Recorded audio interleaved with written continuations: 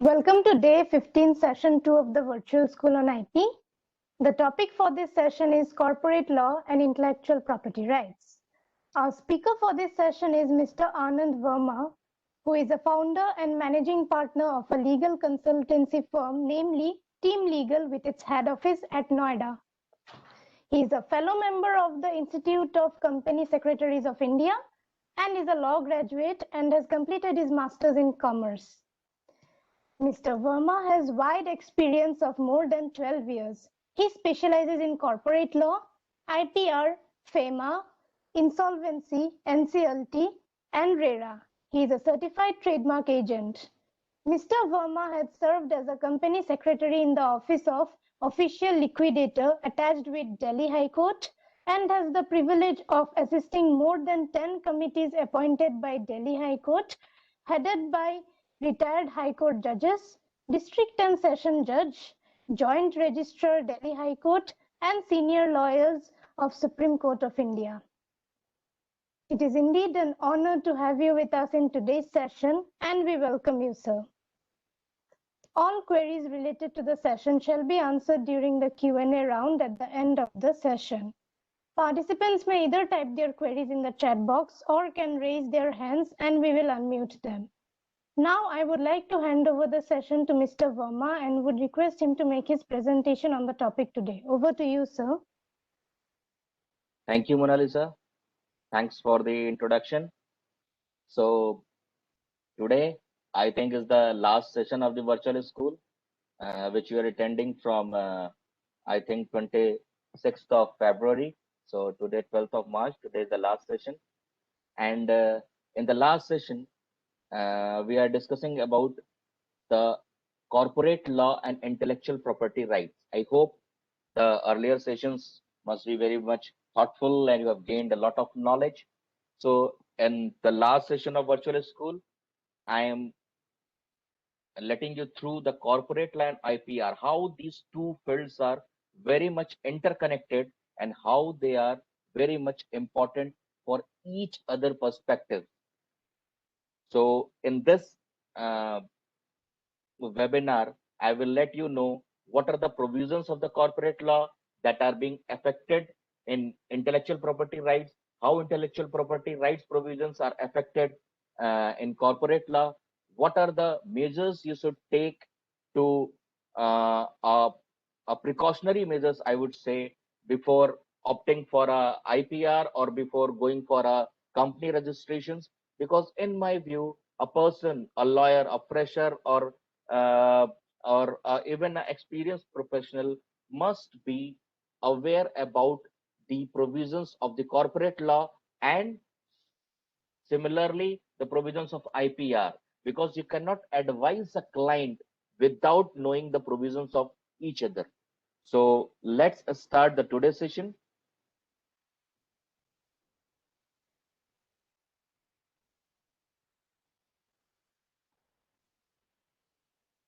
The a little bit I will let you know about the intellectual property and how the intellectual property is protected.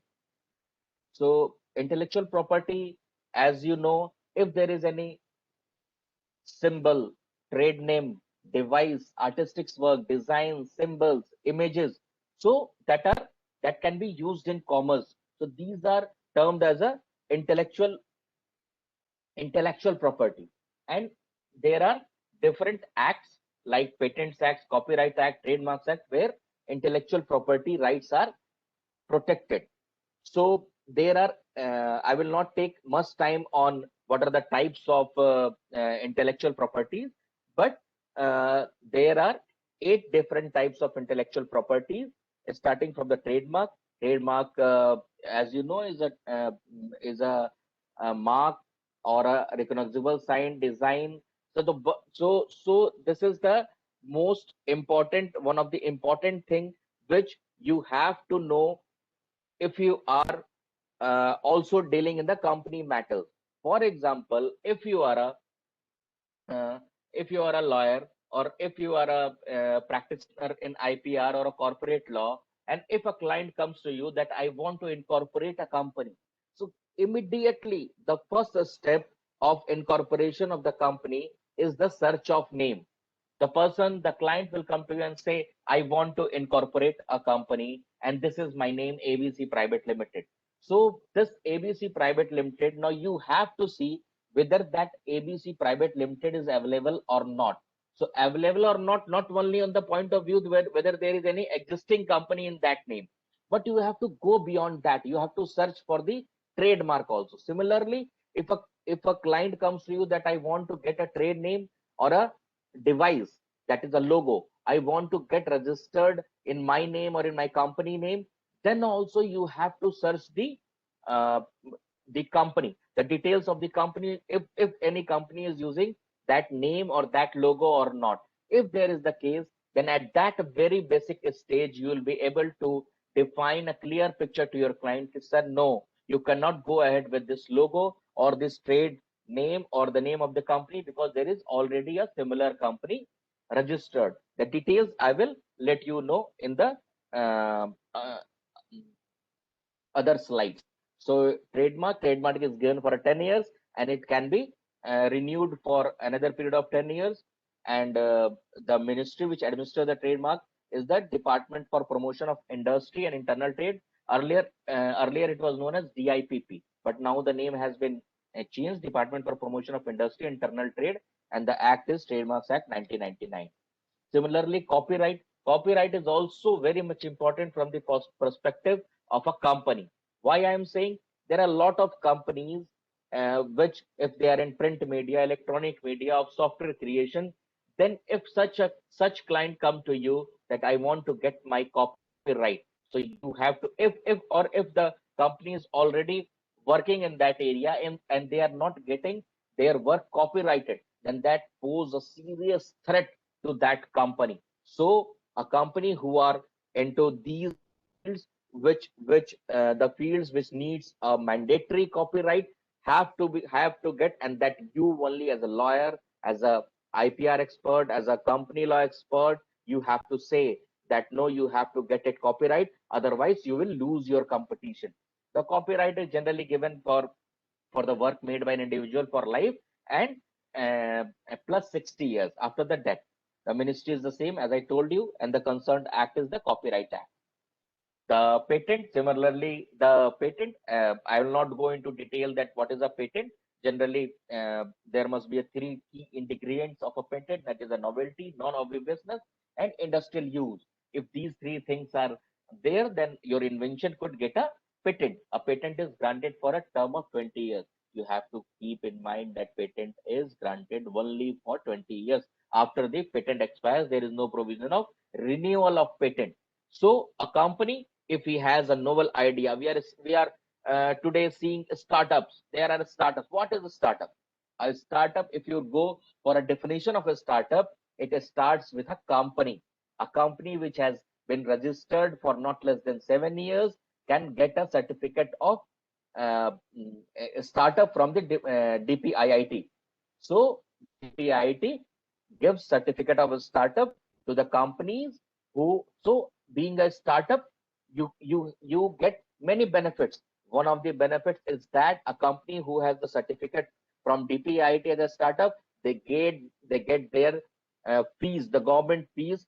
If you are a company and you don't have a, startup certificate and you go for a trademark, for example, I take the IPR as a trademark, and the fees for trademark is 9,000 for a company when you apply online.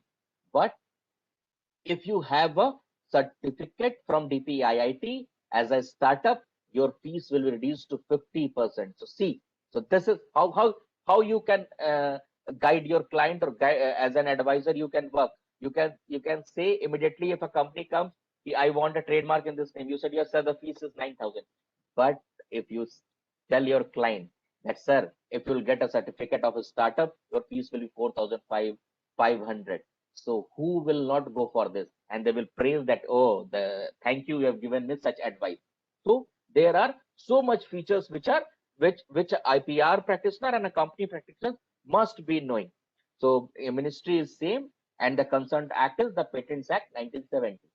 Let's move on to the industrial design. Industrial design also is given for a period of 10 years, and it is renewable for further period of 5 years. The ministry is same, and the concerned act is Designs Act 2000. Let's move on to the next. This is the geographical indication. Geographical indication is a type of IPR which is related to a specific territory, the goods which are attributable to a specific quality or reputation of that area. It is given for a 10 years and it is renewed for further period of 10 years. Ministry is same, and the concerned IP Act is Geographical Indications of Goods and uh, uh, Registration and Protection Act 1999. Similarly, trade secrets. Here, this is one of the very much important IP trade secret, on which every business generally runs. Each and every business has their own trade secret, and how and trade secret it generally a company. For example, I said that Google search algorithm. Google has a search algorithm. For example, if you are going for a after this session, if you say, oh, it's a lot of hectic schedule for 50 days, let's go out for a dinner. So you search in your Google search engine by typing that restaurant near me. So for next, whenever you travel anywhere, the automatically ad will pop up into your account that see, this is the, even if you're not searching that, sir, there is a nice restaurant near this, near your locality, sir, if you are traveling there, you please visit to this. This is the Google search algorithm. So this is the trade secret of Google. Kentucky Fried Chicken, this is the full form of KFC. So if why you are going to KFC? Because you like the taste. Why you drink Coca-Cola? Because you like the taste of that drink. If you drink Coca-Cola in India or you drink Coca-Cola in Germany, you will have the same taste, because this is the trade secret. So how you will, there is no specific act to protect the trade secret, but it arises from the uh, uh, restrictive covenants or the contractual agreements, and you can put a specific clause in there. So for whom the clause, for example, the KFC, if there is a KFC manufacturing capacity is there, manufacturing unit is there where this chicken is being prepared. So there the persons who are working, who are using the spices, who are using the oil, who are using all the ingredients, so there must be a confidential document with that person. So being a advisor, you have to advise your company, you have to be very much sincere, very much caring, very much alert about the trade secret, because if your trade secret is known to become public, your business will get dumped. There is no, your competitor will take on you, because every business has a cutthroat competition. So this IP trade secret is very much important for a company. If you are, even if you are acting as a legal advisor in a company, or even if you are a self practitioner, then you will have lots and lots of your client as a company. You have to tell them that, sir, if what business you are doing, and why your business is so much famous, and what are the secret behind that business, you have to protect that, and what are the ways to protect that business, you have to tell. So this trade secret is a IPR, intellectual property right. So that is why the Companies Act and the intellectual property rights are very much associated with each other. So let's move on to the next slide. That is the plant varieties. This is the 7 type of IPR. In this, the plants rights given to farmers and plant breeders and to protect their rights. So this is the in this there are certain protection given to the farmers and plant breeders, and the protection is divided on the basis of trees, vines, and the variety of the plants. The ministry is the Department of Agriculture and Cooperation, and Ministry of Agriculture, and the concerned IP Act is the Protection of Plant Varieties and Farmers' Rights Act 2001. The next is the last IP, that is the Semiconductor Integrated Circuit Layout Design. This IP is for the protection of the intellectual property right in the area of semiconductor. The period of protection is given is a period of 10 years. either from the date of filing application for registration or from the date of first commercial use. The ministry is same, DPIIT, that is Department for Promotion of Industry and Internal Trade, and the concerned IP Act is the Semiconductor Integrated Circuits Layout Design. I'm not giving much emphasis on those IPs which do not have much bearing on the Companies Act. So let's move on to the next slide. So what is the corporate law? Corporate law is a set of laws, rules, regulations which govern the formation and operation of the corporations. So it is the body of law that regulates legal entities that exist to conduct business. So corporate law is a whole set of law, whole set of provisions how a companies act, how a companies gets incorporated, how a company. So there are rules, regulation, all those things, and there is a specific act which a company is governed. Every company being which is being registered in India, or company which has already been registered, has to be governed by the provisions of the Companies Act 2013. And even companies, or foreign companies which are coming in India to operate business, so those companies are also governed under the Companies Act 2013. So not only the Indian companies rights are being protected under the Companies Act, and the laws, the IPR acts are also come into picture. For a foreign company, when a foreign company comes here, as we know in the later slides, I will discuss a bit part about the international treaties. So we are a part of signatory. India is a part of signatory to the many international treaties like Paris Convention, Berne Convention, and all. So why these we are part of those signatories? Because if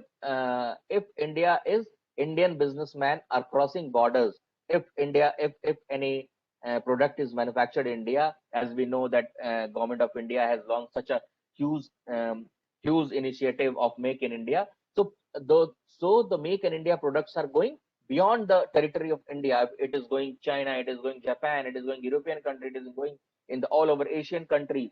So if we are part of that agreement, international treaties, then the right of the businessmen are protected in that country. Similarly, the foreign companies which are coming in India for their operation, they also need to be protected, not only under the Companies Act, but also first. And if I don't know how many of you have dealt with the foreign clients, when you interact with a foreign client, their first and foremost question is, please tell me how my brand is protected in India. So see, there are these I whenever I take a session on these corporate law and IPR, I say these are the just two faces of the same coin. Because a company which is coming, a foreign company coming to operate in India, so the company have to be operated, they have to be governed by the Companies Act 2030. There are separate provisions for the foreign companies. So IPR also comes into picture. So if for example in America, if you're a part of that treaty, for if the company wants their patent in India and they have already got their patent in America, so since India and America on the is a part of that, if any cooperation treaty said patent cooperation treaty, then the rights of that foreign company is protected in India.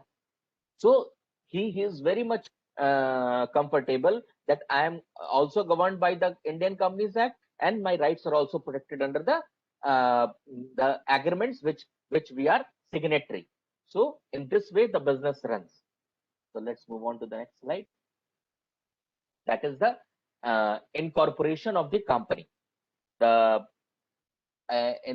in the earlier slides, I also informed you that whenever a person has in mind that now I need to start a company, I need to do some business, I need to start a company. So when he says, okay, I want to start a company, the first thing is that I need to get the company incorporated. So what are the things he doesn't know? As a layman, he doesn't know. So he will come to the expert of the company law. So if the person is expert of company law, he must also know the IPR law, because the first basic thing about the incorporation of the company is getting your name approved from the registrar of companies. So this is the first basic step. So under Section 7 of the Companies Act, there are detailed provisions for the incorporation of the company. Provisions including shareholding, capital, address, liabilities, charter documents, memorandum, article of association, and all those things. But first thing, if your name will get approved, then only you can form your company. So they in today's era, from last 3 to 4 years, we are seeing there are lots and lots of name are being rejected because there is always a registered trademark is in that name, or the person is already having registration certificate of trademark, of logo, of that name or brand. So if at that stage only, if you know how to do a search on the MCA website and how to do a search on the trademark website, a public search for the given trade name or the logo, then you can guide your client at that stage only. And then if you are not knowing, then when you apply, okay, we apply to the registrar of companies for the name, you receive objection, no, that name is similar because that is already a trade name registered under Trademark Act 1999. So that will bring you a embarrassment. So you have to be adverse with provisions of both the Companies Act and the Trademarks Act 1999 and other IP Act. So reservation of name, I said reservation of name is reserving the name. So after reserving the name, you will get certain point of time to get your company registered. Generally, it is 20 days. So reservation will, so you must be knowing about how to conduct a search. You have to visit to the MCA website, that is www.mca.gov.in, and you have to go to the MCA services. There is a column called check company or LLP name. If the client comes that no, I want to get a company name incorporated by name XYZ Private Limited, so you have to search whether XYZ is available or not. So similarly, you have to search in the trademark also. If it might be that the company that XYZ is not registered in under the Companies Act, but XYZ name is already registered in the Trademarks Act, so your name will get rejected. So name will be approved by the registrar of companies only after taking into consideration all these factors. So let's move on to the next slide. So there is a section 4.2 of the Companies Act, and there is a set of rules, regulations, and provisions of the Companies Act. So rules also is a different rules which keep on being amended by the Ministry of Corporate Affairs. So there is a section 4.2 which says the name stated in the memorandum shall not. So what is a memorandum? Memorandum is a chartered document of a company that is called memorandum of association, and other is called article of association. So the memorandum of association is the most important. It is called the constitution of the company. Just like we have the constitution, the memorandum is the constitution of the company. It contains 7 to 8 important points, like what will be the name, what will be the address of the company, in which state the company is being incorporated, what is the capital. So the first thing is the name. So the name stated in the memorandum shall not be identical with or resemble too nearly to the name of an existing company. So in memorandum, I will tell you that what if it happens? What if it happens? You get a name registered, you get a company incorporated, and afterwards you came to know that, oh, there is already a company registered in this name by any inadvertence or by a clerical mistake or oversight. If the registrar of companies gives you that name, or vice versa, if you are already operating as a company or as a LLP, here not only company, there are 3 forms. Company are 2 types: private limited company and public limited company. Generally, people start their business with a private limited company. Second entity is the limited liability partnership, that is the LLP, and the third one is the to encourage a sole proprietor. The Ministry of Corporate Affairs has introduced the concept of one person company. So private company is carrying all the features of a company. LLP carries the features of a company along with the partnership and with a limited liability, and one person company carries the features of the sole proprietor of a business along with the features of the company. The name stated in the memorandum shall not be such that its use by the company will constitute an offense under any law for the time in force or is undesirable in the opinion of central government. Central government has a suo motu power. Suo motu means by itself. If by itself it sees that the name resembles to any either similar company, then it can take suo motu action. What action it can take, I will tell you in later part of this slide. Let's move on to the others. So rule 8 says if there are any resembling, how a name gets rejected, under the Companies Act, how a names get rejected. So if the first one is if the plural or singular form of words in one or both names. For example, there is already a name of a company registered or reserved or allocated, that is Green Technology Limited, and one of your client come, I want Greens Technology Limited because I have an extra S is there. So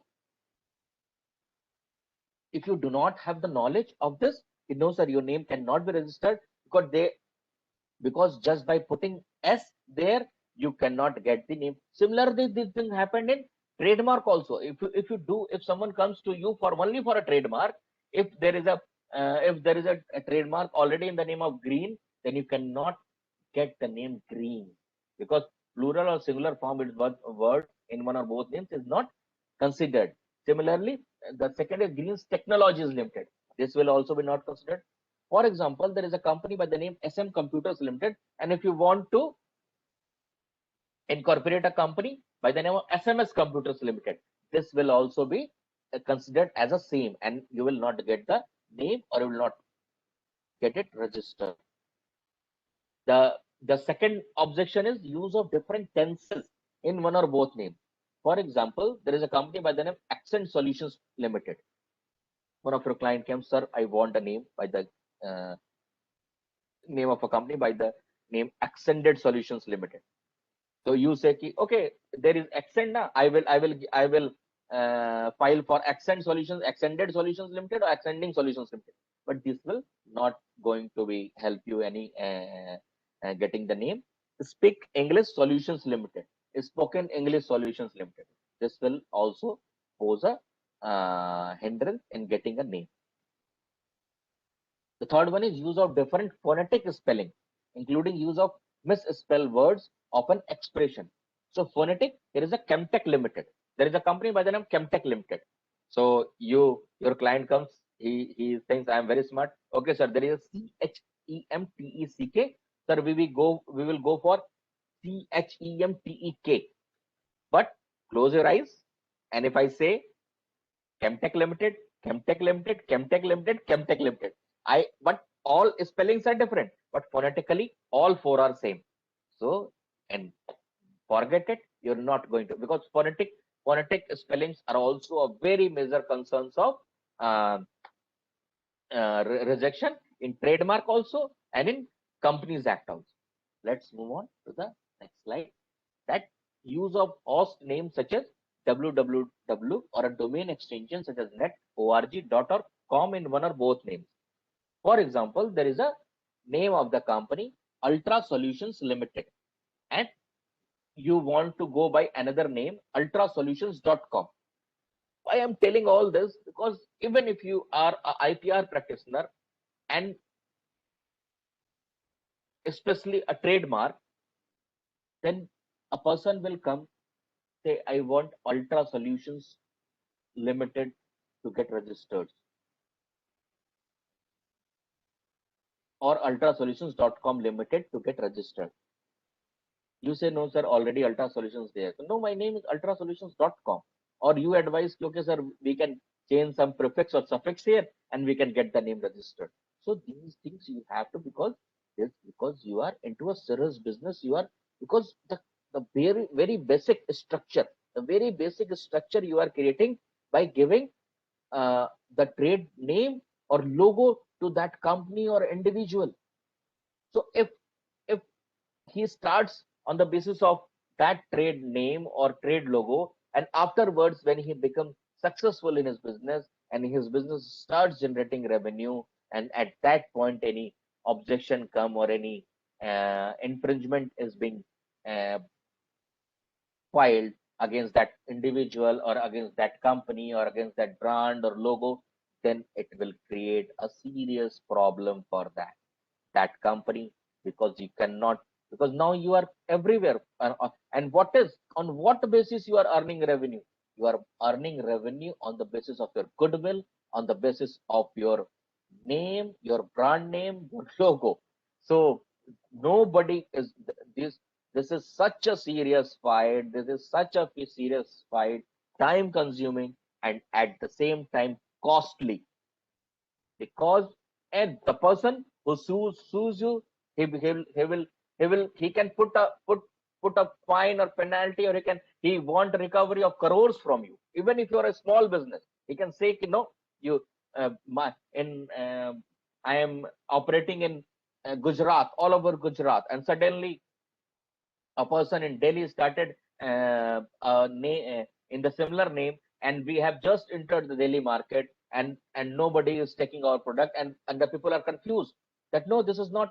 We are already using this product and this new product, so this is hampering the business. So that person has no other choice to sue that other company, and this take my word, this is going to be very time consuming, costly, and very cumbersome. So let's move on to the next slide. Uh, this is your Supreme Ultra Solutions Limited. So this will be allowed. For example, there is a concept of NOC, no objection certificate.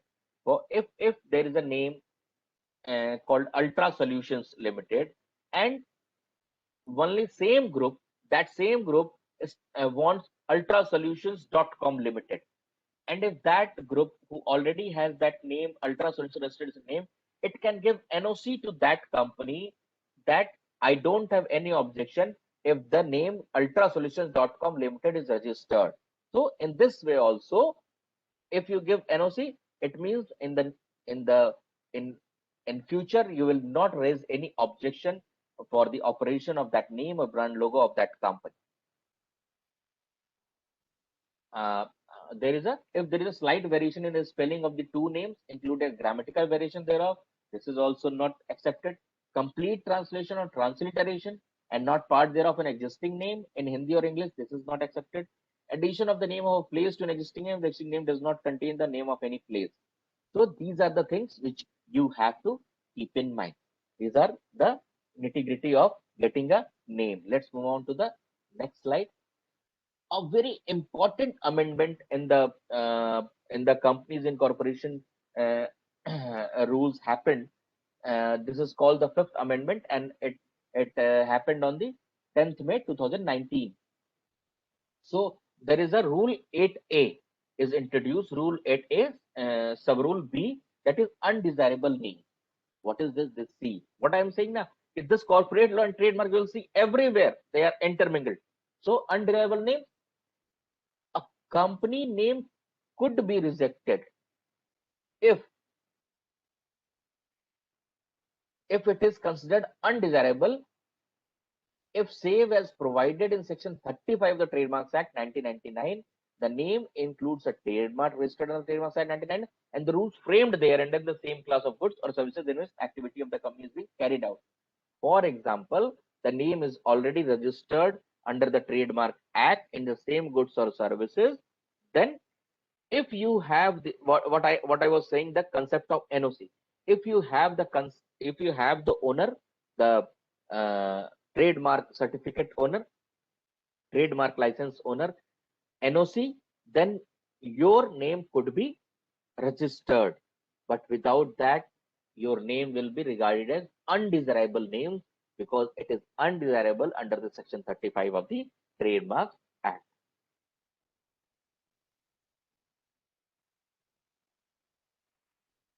Okay, let's move on to the next slide. So there are, what I was talking about, litigation, how litigation is started. So there are certain cases also which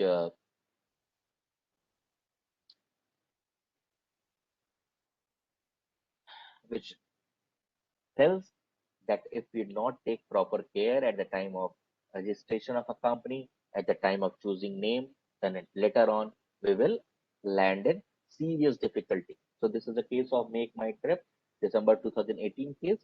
So everybody know who is Make My Trip. They are a big online travel business group. So they sued 5 travel and tourism websites. So they were operating in the similar name. What? Make My Yatra, Make My Journey, Make My Happy Journey, Pick My Trip, and Superb My Trip. So for allegedly using similar sounding names. So they Make My Trip got the order in its favor. So why these amended rule are very much important, and this is very much important not only for the companies who are coming, not only for the trademark, but also for the practitioners. They have to get the insights of all those, what is happening, what is changing. That because at that uh, very stage, the first step, if you get yourself name right name chosen, right name registered, then you have the lesser chances or a very rare minimum chances of trademark infringement or having a litigation in your name. Let's move on to the next slide. I have told you already about the trademark search and MCA search. Whenever you get opportunity to provide advisory to on the name, on the logo, on the brand, so it's my advice, always go for the MCA search also and trademark search also. Include it because you're charging to the from the client, and you can charge more. That, see, sir, I have not only restricted to the trademark search, public search, but I have also gone beyond and I have searched the MCA also, that whether this name is available or not. So by this exercise, you at the very first step, you get your client immunity from the coming years of litigation, and he or she can do their business smoothly. Let's move on to the next slide. This is the rectification of the name of company.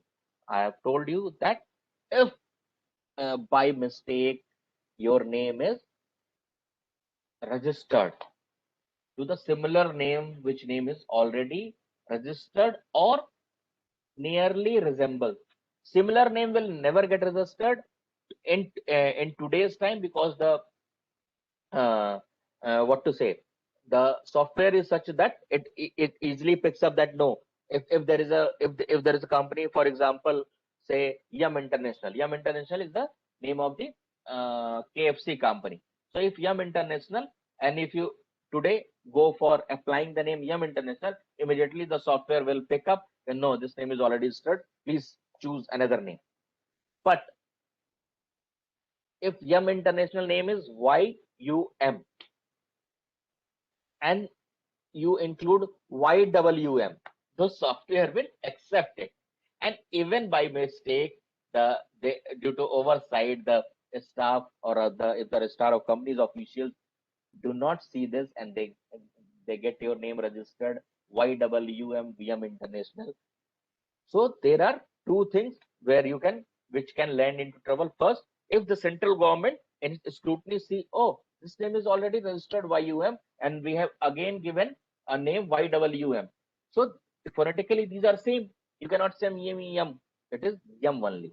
Whether you put two U's or you put five U's, it is Yum International one. So in that case, central government will serve you a notice and say, hey man, by mistake it has been done. So within 3 months, you have to change your name. So the company has to do this. There is no choice that the registrar letter will have all the provisions. Say that Yum International is already registered 3 years back, and you are just a newly incorporated company. By mistake, we have given you this name. So please get your name rectified within 3 months. The company has to pass the ordinary resolution. I will not go into detail about what is ordinary resolution. You can say a resolution. The company will pass a resolution for change of its name, and you have to apply to the registrar for its change of the name of the company. So what problem that it could pose.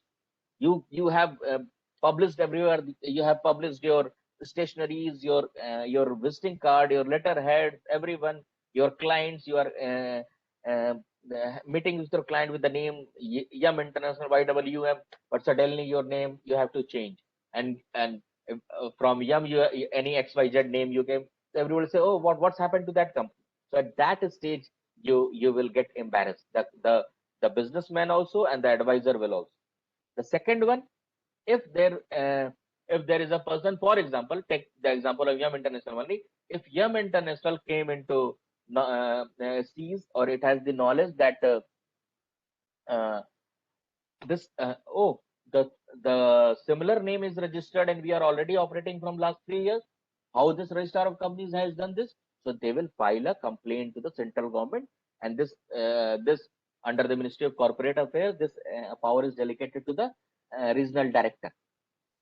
So this you have to do within 3 years of the incorporation. So if you have any problem with the name, so if their company which is incorporated within 3 years, then you can file a complaint to the regional director. The regional director will direct the company, and in this time they will give 6 months time to change the name of the company. And if there is a chance that no, that you have to fight, no, this name is not same, you will fight, you will have your hearings before the regional director. If you succeed, it's fine. If not, then you have to tell your client, sorry, you have to change your name. There is no other way out. From there, you can go to High Court, you can go to Supreme Court. But if there is no uh, uh, what to say, if there's no proper evidence, proper backup to your contentions, then you will surely lose your case. Because I have been doing on regular basis. This is very much frustrating for the businessman, because they say, no, I don't want to change my name at any cost.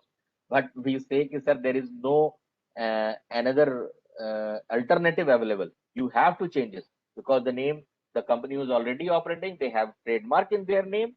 So see what relationship a trademark.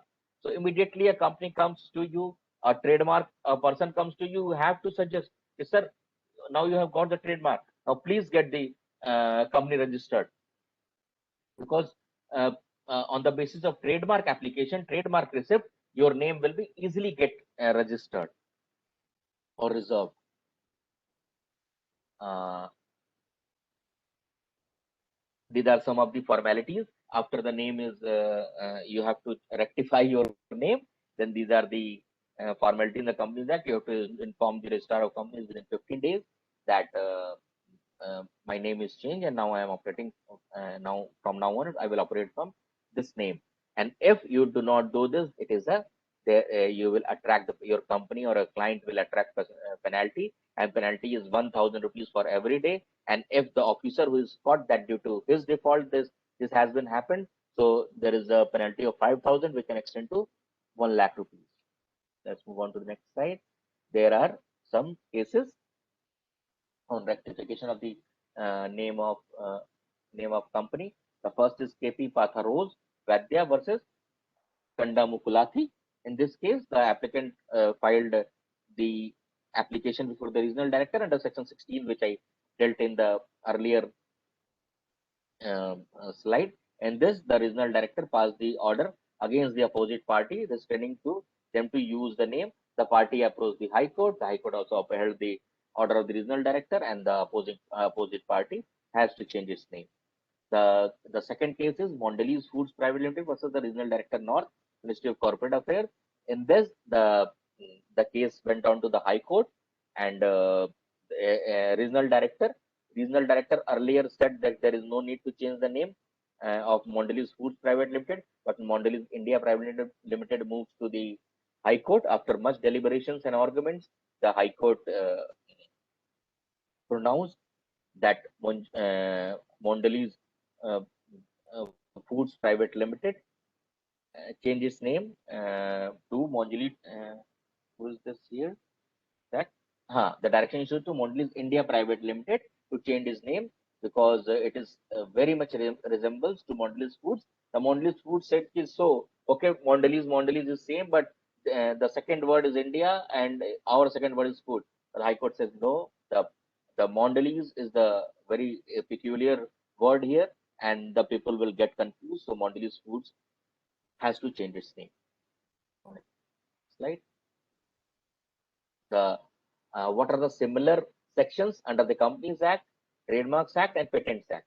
The section 16 is the rectification of the name of the company. Similarly, under the Trademarks Act 1999, section 57 is there. Section 57 says about the rectification and correction of the register. So if anyone could make application to the appellate board or to the registrar or any by person aggrieved, the tribunal may make such order as it thinks fit, for either it may cancel, vary, or order for varying the registration of a mark on the ground if it poses any contravention, or if any terms and conditions of a trademark or guidelines for trademark is not followed at the time of giving the trademark. So under section 57, there is a power of rectification. And similarly, in under section 19, there is a power of rectification by the to the controller if controller sees there is a potential infringement. For example, if you have dealt in patent, so before providing the patent to any invention, there is the controller does the investigations, and if that investigation it come out that the invention in respect of which the application has been made for patent cannot be performed without substantial risk of infringement of a claim of any other patent. If it seems that this investigation could not be done because there is a substantial risk of infringement of any other patent, then that the controller has to make a reference to the other patent that there shall be inserted in the applicant's complete specification because that substantial risk or that reference has to be made in the complete specification. There are in two part the patent application is made. The one is provisional, and the second one is complete specification. So in complete specification, the controller could ask that, okay, in provisional you have not made this, but at the time of investigation we found out that there is a substantial risk of infringement of a claim of any other patent which is already granted. So there are three rectification power under the Companies Act: 16, section 57 of the Trademarks Act, and section 19 of the Patent Act. Let's move on to the next slide. Similarly, there are case law under section 16 of the Companies Act, section under the Trademarks Act, and section 19 of the Patent Act. So what is the case law? That case law is Tata Sky Limited versus National Internet Exchange of India and others. So Tata Sky Limited filed suits for permanent injunction in the Honorable Delhi High Court against NIEI, that is National Internet Exchange of India, and GoDaddy Operating Company LLC, that they should be restrained from using the domain name, trademark, trade name, corporate name, which is identical or deceptively similar to the official name, domain name www.tatasky.com. So here the Tata Sky got the orders in its favor because the GoDaddy Limited and National Internet Exchange of India Limited were using the domain name, trade name of the Tata Sky Limited. So this case contains all the similar provisions of the Companies Act, Trademarks Act, and the Patent Act. Let's move on to the next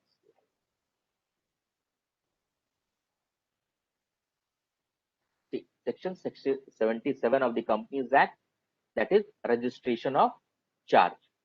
So what is this charge? Charge is created on the assets of the company. Whenever a company go for a loan or provide a guarantee for any other person or for any other company or for any company obtaining loan, then a charge has to be created by the bank or the person who is lending the money. So charge is created on the either intangible assets or the tangible assets. This is very much important. Any company who is mortgaging its assets, a charge has to be created for securing the rights of the lender. The charge has to be created within 30 days of the creation of that mortgage, of that loan agreement, or or anything, the agreement which happens between the company or the bank or the lender or the borrower. So charge has to be created on tangible assets and intangible assets. So what are the tangible assets? So tangible assets which can be feel, seen, and what are the intangible assets? Intangible assets are which cannot be seen or felt. So intellectual property rights are is included in intangible assets. So just see how much important is intellectual property rights are also get charged. When a charge is created, this is also gets a company also put under charge its goodwill. See how much value the trade name, the brand name, the goodwill. Goodwill comes from where? Goodwill comes from the brand name and the logo, and the proper valuation of it is done. This goodwill, the goodwill, the brand of Mercedes, that logo, it's you cannot assume the value. If today the Mercedes wants to sell its brand, sell its company to any other company, then that brand value is valued. Just what is the present uh, value of that brand? So see this. So this intellectual property rights is also get charged. It's also get mortgaged. So it could be either fixed or floating. So and it is permitted on IP and goodwill. So charge, and you have to you have to get your charge registered with the registrar of company. So see how this Companies Act and trademarks, everywhere you will get the similar provisions. There are some important judgments. I will not go into details because there is a time limit. So you can see this is the DM Entertainment versus Baby Gift House and others. This is DM Entertainment is the Diler Mehdi company, and some of the toy manufacturers using the miniature toys of Diler Mehdi and cashing the popularity of Diler Mehdi without getting any approval from Diler Mehdi. So the DM Entertainment, which is the company of the Daler Mehdi, got order in its favor. Cadila Healthcare versus Cadila Pharmaceuticals.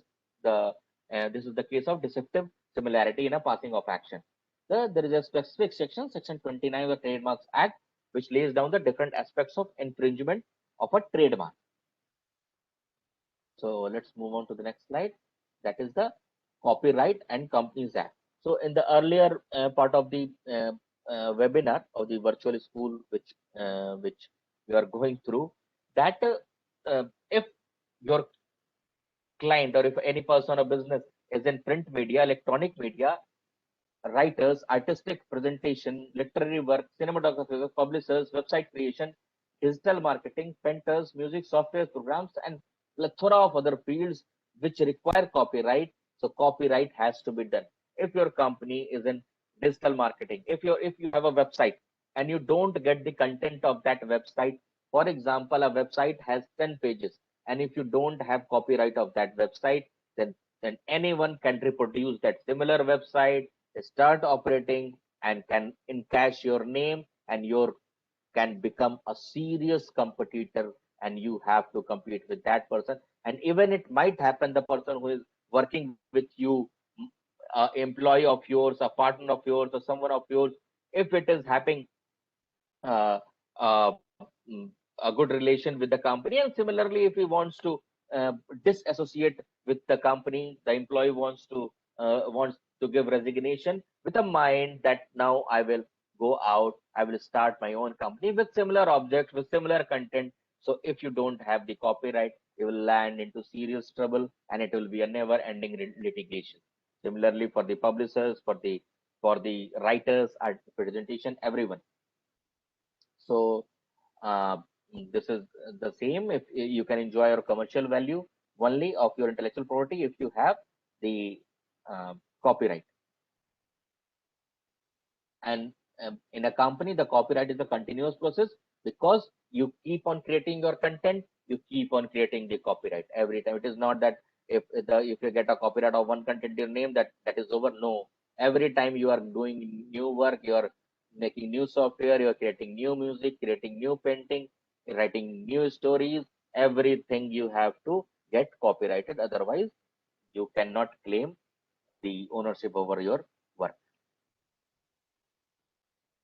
The Trademark and Companies Act, the same. I have all the provisions I have told you in detail about the what are the similar provisions the Trademark and Companies Act have. What are the steps which, as a lawyer, as a advisor, as a IPR practitioner, as a company law practitioner, you keep in mind about the Trademark Act, about the Companies Act.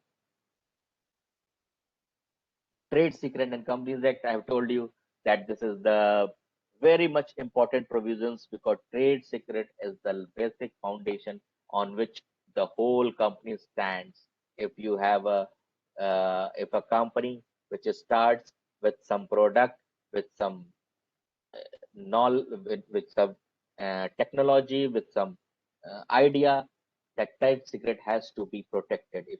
If you cannot protect, if the businessman cannot protect his trade secret, there and the very much problematic thing is that there is no separate law for trade secret. So you have to derive from different activities that what are the different laws where this trade secret could be protected. So for the most important thing is the getting everything in writing. You have to get your confidential agreement to the key employees who are handling your trade secret, even all the partners of the company, the CFOs, the the CTOs, and all the directors. Everybody must have the confidential agreement that not at any cost. You cannot know. We see lots and lots of dispute.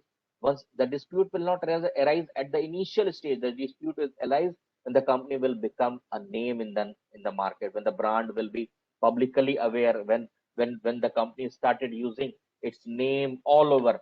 So that point, when revenue started coming, when profit company started profiting this brand name. So at the very, keep in mind, not only name is one thing, but at the time of incorporation of a company or doing any business in a partnership or anything, you have to be very much vigilant about the IP rights, about the intellectual property. What will happen to the intellectual property if the company is going to dissolve? If the partner decide to disassociate with the company, if the company lands into any litigation, what will happen to the IPR? Because only if the IPR is protected, then only you can move on with the new objects, with the new line of business. But if your brand name, if after 10 years you get a dispute and there is no provisions, no written agreement about the IP rights, about the IPR, then that company, that partners will surely land into trouble, and it is a never ending litigation process. And these are the foreign companies. I have told you already that what the foreign companies need to see while they come into India to start their business, to sell their products. So the IPR, they first they want to know what are the rights I have in India under the Companies Act as a foreign company. But at the same time, they are also very much know the provisions, because if he is coming from a company which is signatory to the international treaties, which India is also part and that country is also part. So he knows that the rules and regulations applies will remain same. So this is the very big thing. So I have told you there are some international IP agreements like Paris Convention, Berne Convention, uh, Patent Paris Convention is for trademark, and Berne Convention is for the copyright. The Patent Cooperation Treaty is, as the name suggests, is the patent for the patent, and Madrid Protocol. So all this gives you a bundle of rights to, if there are suppose there are 20 member countries, then you with one application you can make a trademark application to all that 20 companies. So intellectual property rights are enforceable in India, because all the Trademark Act, Copyright Act, the Patent Act, the GI Act, the semiconductor, the plant varieties, all the industrial designs, all those IP acts have the civil and criminal provisions that if there is any problem in the IP, then how you could enforce your rights. The this is very much important. This is a summary that we must be uh, we we must be knowing that we have recently passed through such a tough phase, that is the COVID period pandemic. And even from last I think 15 days, we are seeing that again the cases are surging. So we never know what the future holds for us. So in this new scenario, the we have to be very much active. We because the company has started doing cost cuttings. So you have to be expert. So it is not there was a concept that um, master of all trades and jack and none of jack. So this I don't think will hold anymore, because the company wants that I want a employee who can handle IPR also in the Companies Act also. So how you could do this? You have to increase your knowledge, you have to increase your scope of working. So and I'm not saying because these are a different field, because these both are a very much concerned with both have a synergies effect, the corporate law and IPR. There are lots and lots of activities going on, lots and lots of modifications in IP Act is also going on. We also know that IPR applications, everything is gone online. And in near future, I think the education part, the practice part, the courts have gone online. Everything video conferencing is being the hearings are being done through video conferencing. So you have to become not only expertise in different law, but also you have to become tech savvy. You have to be. So corporate law and IPR practitioner, because if you are practicing in corporate law or you are practicing in IPR, you have to know the provisions of both the acts, both the provisions. Then only you can do justice to your client, do justice to your practice. So this is a total of all what I should have to share, because we are the time is running up. I hope. Thank you for all attending this virtual school. Thanks. Thank you so much for such an insightful session, sir. However, since we are running out of time, we won't be taking questions for this session. Thank you so much for the presentation, sir. It was wonderful having you in today's session. Thank you for